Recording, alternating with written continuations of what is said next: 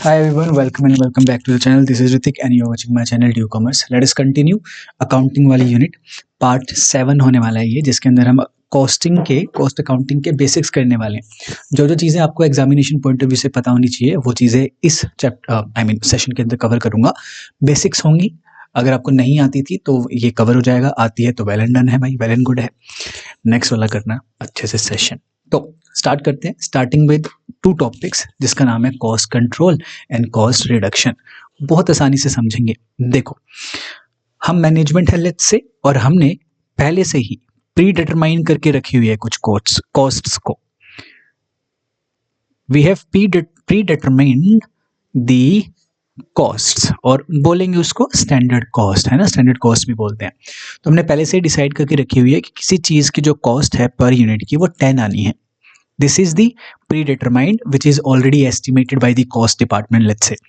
और एक्चुअल की जो चल रही है कॉस्ट, वो मान के चल रहे हैं अभी के लिए जो चल रही है वो चल रही है 18 rupees per unit. Cost control का मतलब क्या होता है कि हमारी इस एक्चुअल कॉस्ट को प्री डिटरमाइंड कॉस्ट के पास लेकर जाना, नियर लेके जाना, ठीक है। And what is cost reduction? Cost reduction ये नहीं था कि 18 को 10 के पास लेकर जा रहे हो, although in absolute sense cost reduce करना चाह रहे हैं हम लोग, ठीक है, डन है, लेकिन इसे बोलते कॉस्ट कंट्रोल है, जो अभी आपने इस तरफ पढ़ा। What is cost reduction and how it is different from cost control, अभी समझते हैं। कॉस्ट रिडक्शन में आप क्या कर रहे हो? Cost reduction starts from it starts from जहां पे कॉस्ट कंट्रोल एंड होता है, ओवर होता है, जहां पे कॉस्ट कंट्रोल ओवर होता है। Getting my point? हमने क्या किया, हमने हमारी एक्चुअल कॉस्ट को 10 के बराबर ले आए, हमने एक्चुअल कॉस्ट को प्री डिटरमिन्ड कॉस्ट के बराबर लेकर आ गए। कितनी थी पहले? 18 थी, अब हो चुकी है ये भी 10, और प्री डिटरमिन्ड वाली भी 10 हो चुकी है। यहां से हमारा कॉस्ट रिडक्शन शुरू होता है। कॉस्ट रिडक्शन क्या बोलता है कि अब इसको रिड्यूस करने की कोशिश करो और रिड्यूस करो, ठीक है। मेन मोटिव क्या है? Motive is to earn profit, है ना। मोटिव क्या है? मोटिव है to earn maximum profit. That is the reason हम क्या बोलते हैं, maximum profit. That is the reason हम क्या बोलते हैं कि भाई कॉस्ट रिडक्शन करो और जिससे प्रॉफिट की मैक्सिमाइजेशन होगी। तो cost reduction is basically reducing the cost without impairing the quality of the product that we are making. तो cost control is a different concept, cost reduction is a different concept. कभी कभार statement based question के अंदर question आ जाता है, paper के अंदर question आ जाता है, असर्शन एंड रीजनिंग का भी क्वेश्चन आ जाता है। तो that's how they are different from each other. Easy है, डन हो गया, दिस इज डन। अब कुछ कुछ बेसिक चीजें हैं जो कि आपको पता होनी चाहिए कॉस्ट अकाउंटिंग के अंदर। दो चार चीजें समझ लो क्या है वो।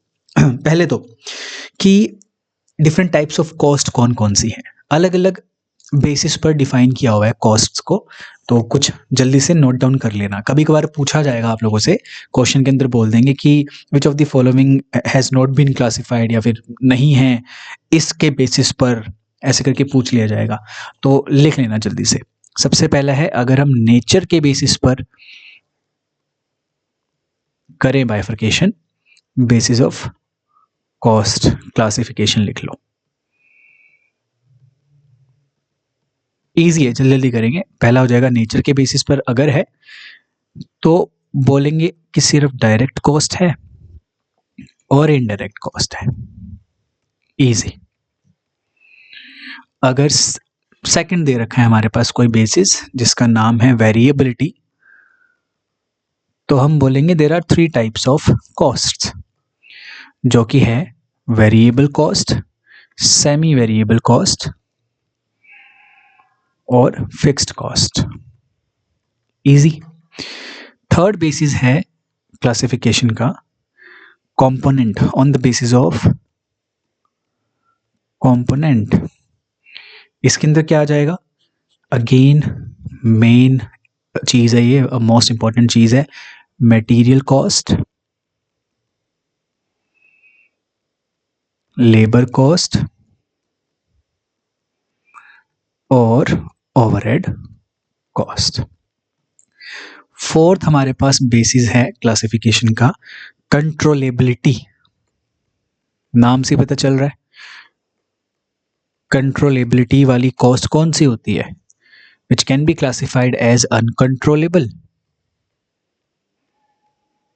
And controllable. इजी, ठीक है, लिख लेना पूरा। On the basis of function भी हम कर सकते हैं, फंक्शन के बेसिस पर, ये भी बहुत इजी है। जैसे कॉस्ट ऑफ प्रोडक्शन, प्रोडक्शन की कॉस्ट ना, तो फंक्शन के बेसिस पे। Cost of sales, cost sheet के अंदर जितनी भी है ना वो यहाँ पे लिख दो।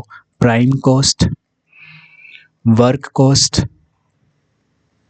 एक्सेट्रा, ठीक है। On the basis of managerial या management, on the basis of management, ये सबसे ज्यादा इंपॉर्टेंट है। मैनेजमेंट के बेसिस पे भी हम क्लासिफाई करते हैं कॉस्ट्स को, और वो कौन कौन सी होती है, note it down.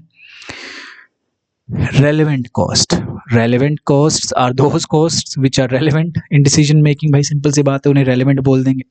Sunk cost, ऐसी कॉस्ट है जो कि इंकर हो चुकी है, अब उसका कोई लेना देना नहीं है और डिसीजन मेकिंग के अंदर ये काम नहीं आती है। नेक्स्ट है differential cost. Differential cost is important, ये डिसीजन मेकिंग के अंदर काम आती है। Kind of a variable cost है, kind of a, deep down मत जाना इसके, काइंड ऑफ अ। अगर आपने मैनेजमेंट अकाउंटिंग पढ़ा है तो डिफरेंशियल कॉस्ट वाला चैप्टर जरूर पढ़ा होगा। नेक्स्ट है इम्प्यूटेड कॉस्ट।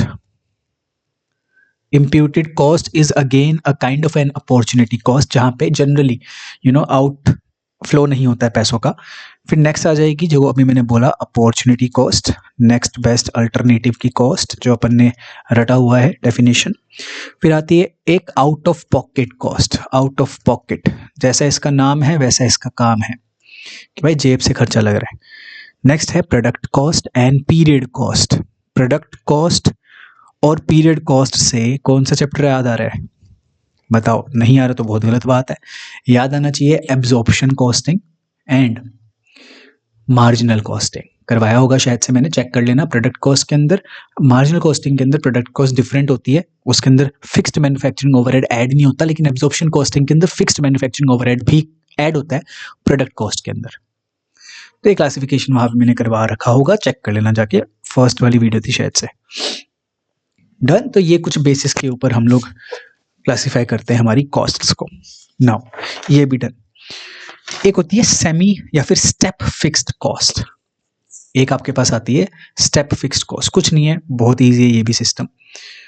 देखो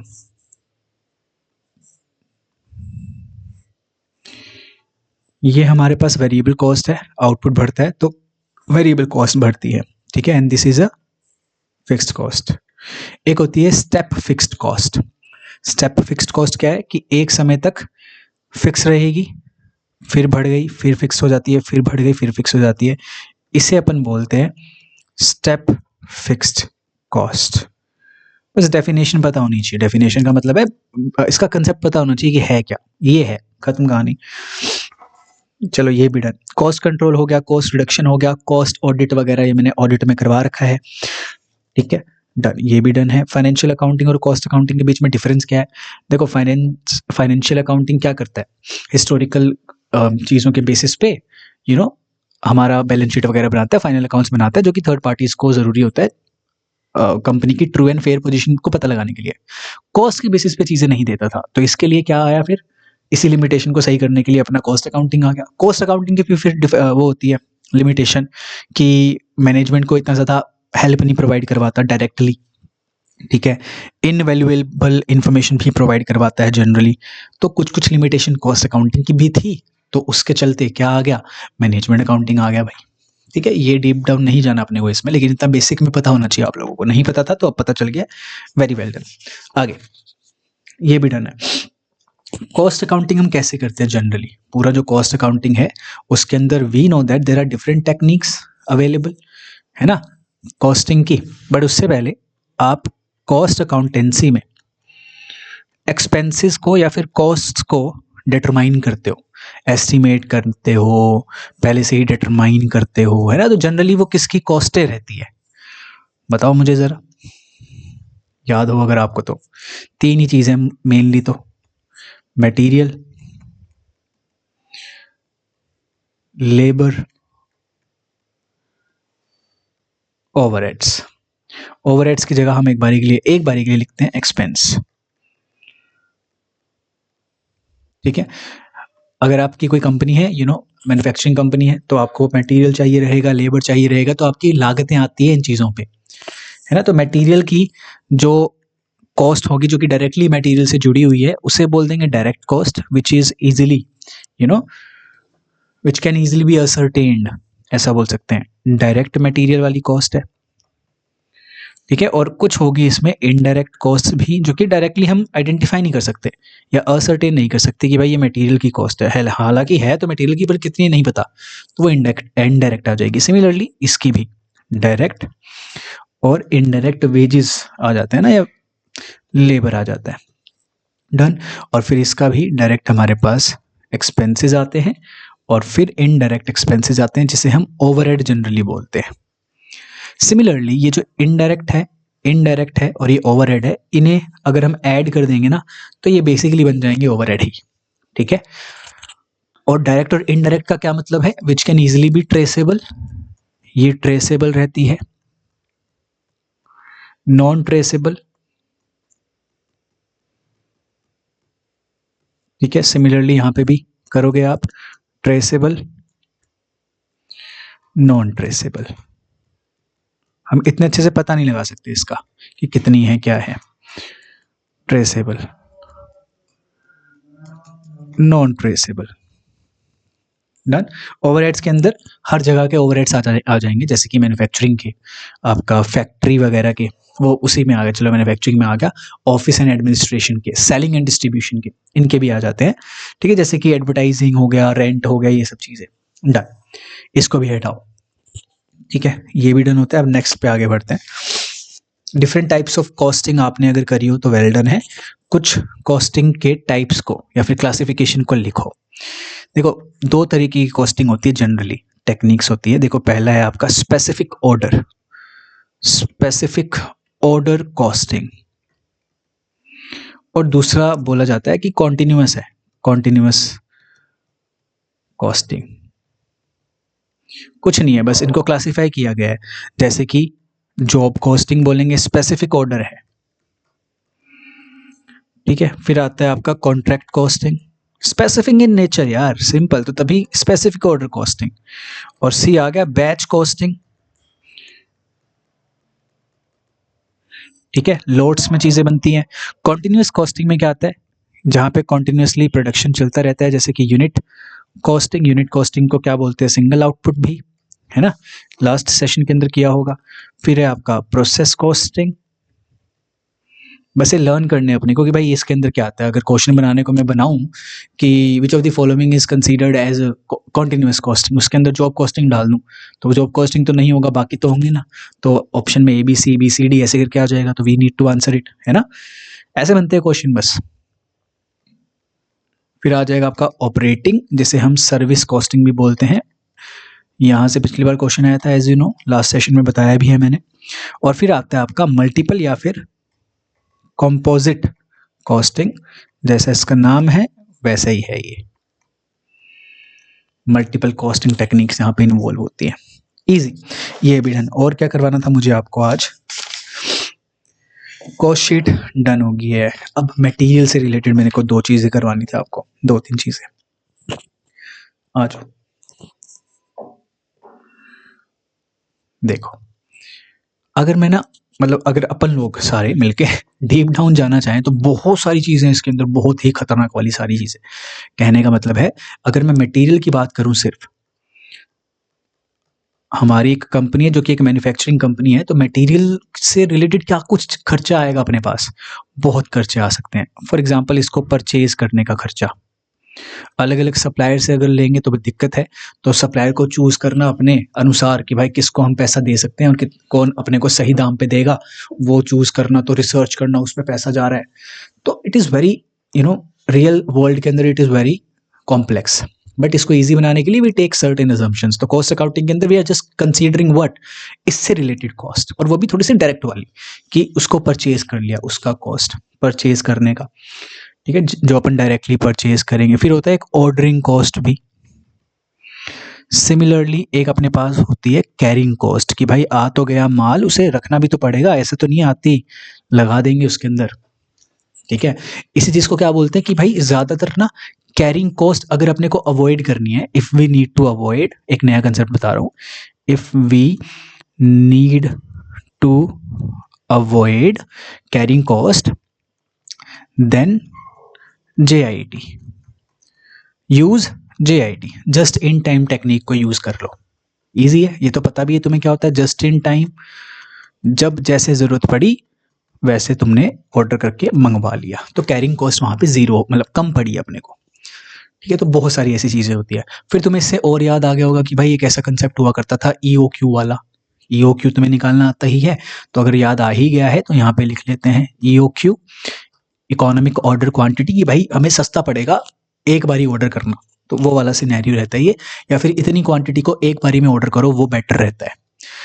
इसका फॉर्मूला होता है 2 × A is annual demand, B is ordering cost divide by C is carrying cost, इन सभी का अंडर रूट। ये तुम्हारे पास फॉर्मूला रहता है कि भाई क्वांटिटी निकाल देंगे अपन, जो अपने को एक बारी ऑर्डर अपन करेंगे ना, उतनी जो क्वांटिटी मंगवानी है वो वाली quantity.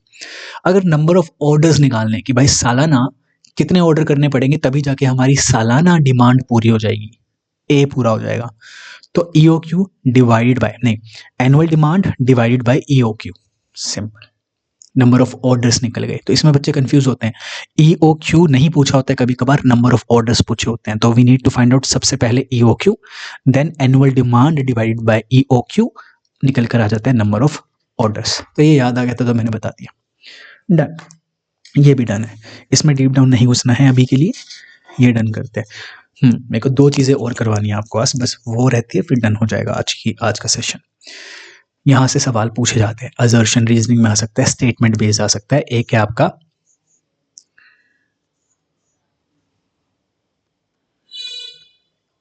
Bin card and the other one is your store ledger. आपने मटेरियल मंगवा लिया जो भी है, उसको उसकी रिकॉर्ड कीपिंग कैसे करोगे, तो इसको बोलते हैं स्टोर्स रिकॉर्ड।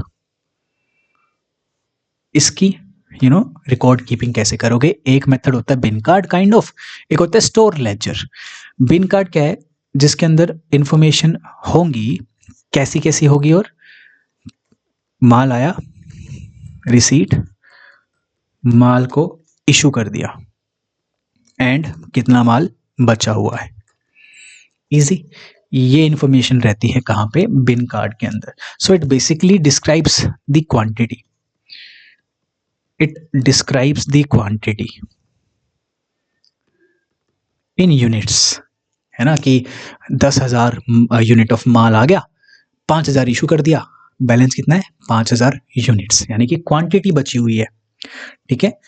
और ये जनरली बिन कार्ड जो होता है किसके द्वारा बनाया जाता है, maintained by store keeper. But store laser is a broader concept, it is a broader concept because it is maintained by, it is maintained by cost department। तो है क्या इसके अंदर ऐसा जो बिन कार्ड से इसको अलग बनाता है, स्टोर लेजर के अंदर इंफॉर्मेशन गिवन रहती है किस चीज की, क्वांटिटी प्लस कॉस्ट इंफॉर्मेशन। तो हो गया ना ब्रॉडर, क्वांटिटी भी पता कर सकते हैं, कॉस्ट भी वहां पर हम पता कर सकते हैं, इतनी की कॉस्ट की पड़ी हुई है वहां पे, ठीक है। तो बिन कार्ड विद कॉस्ट कहलाता है store ledger, bin card with cost तो वो स्टोर लेजर बन जाता है। Bin card is just quantity वाला सीन, ठीक है। ये 2 मेन थे, PYQs में पूछे गए हैं, आई होप सो आपने डन कर लिया हुआ इसको, डन। एक इसके चलते एक होमवर्क सा याद आया था मुझे,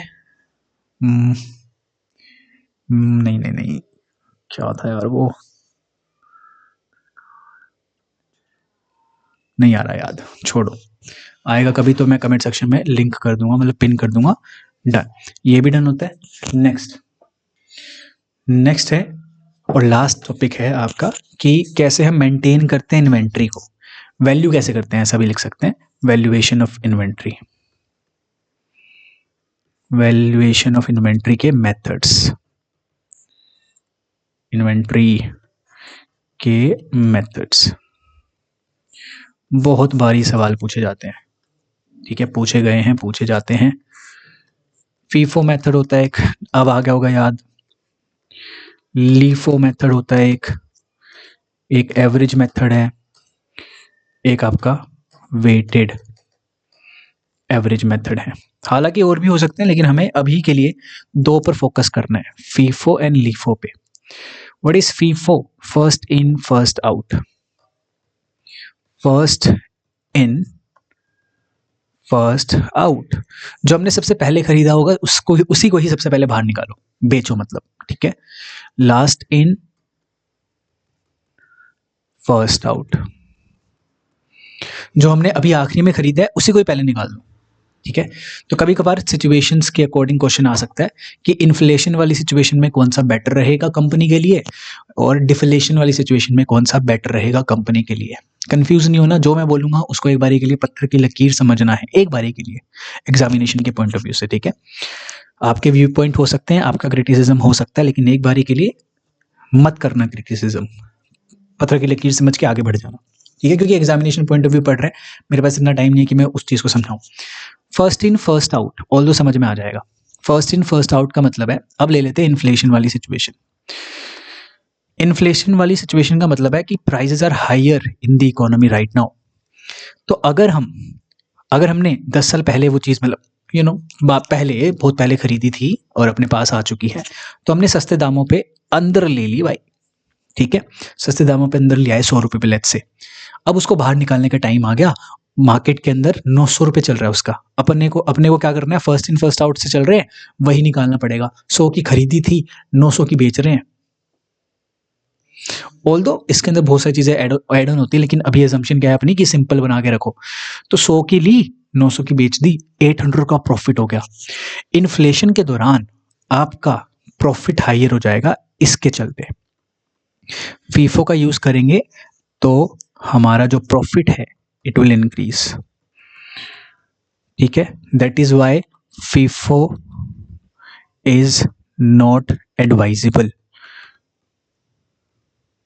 क्यों सर? प्रॉफिट ज़्यादा हो गया तो एडवाइजेबल होना चाहिए, प्रॉफिट ज़्यादा हो गया तो वी हैव टू पे more tax, that is the reason FIFO is not advisable in this scenario, ठीक है। सिमिलरली तो कौन ज़्यादा बेटर होगा इन्फ्लेशन में? इसे यूज़ कर लो, इसे यूज़ कर लो, इसे ना करो, ठीक है। अब डिफ्लेशन में उल्टा कर देना, बस एक बारी के लिए यही समझ के रखो। अगर स्टेटमेंट वाइज क्वेश्चन आता है इन्फ्लेशन डिफ्लेशन को लेकर और इन्वेंट्री के मेथड्स होते हैं तो ऐसे करके आंसर करना है, अदरवाइज नहीं आएगा मोस्ट प्रोबेबली। डन, ये थी आज की क्लास जिसके अंदर मोस्ट इंपॉर्टेंट थे टॉपिक जो जिसके चांसेस होते हैं आने के, वो कवर करवा दिए हैं। EOQ भी तुम्हें आता ही है ऑलमोस्ट, हाँ बस ये तुम्हें करना था। This is done. Although cost accounting अगर डीप डाउन लेके चलें तो बहुत ही वास्ट है, अभी अपने को नहीं करनी है, और मतलब अगर आप चाहो ना तो कर सकते हो, आपके पास अगर टाइम हो, आपने सब कुछ कवर कर लिया हो तो you can do it, but from my side that's it. Now जिन बच्चों ने प्रैक्टिस क्रैश कोर्स को ज्वाइन नहीं किया, you can still join it. अगर अभी अब इसको देखने के, इस वीडियो के आने के 3-4 दिन बाद भी देख रहे होगा तो you can still have it, practice crash course. उसकी जानकारी टेलीग्राम चैनल, व्हाट्सएप चैनल वगैरह पे मिलती है, तो please join the channels and avail that benefit. अगर कहीं पे अभी तक आपने नहीं किया है अपना ये पैसा खर्च, तो you can do that here और अपनी प्रिपरेशन को अच्छे लेवल पे बना सकते हो। बाकी it's your choice, you just need to be consistent and पढ़ते चलो। That's it from my side. I'll see you in the next session. Video अच्छी लगी तो please like and subscribe the channel as well, अगर अभी तक नहीं किया है तो। चलो, thank you so much, I'll see you in the next session.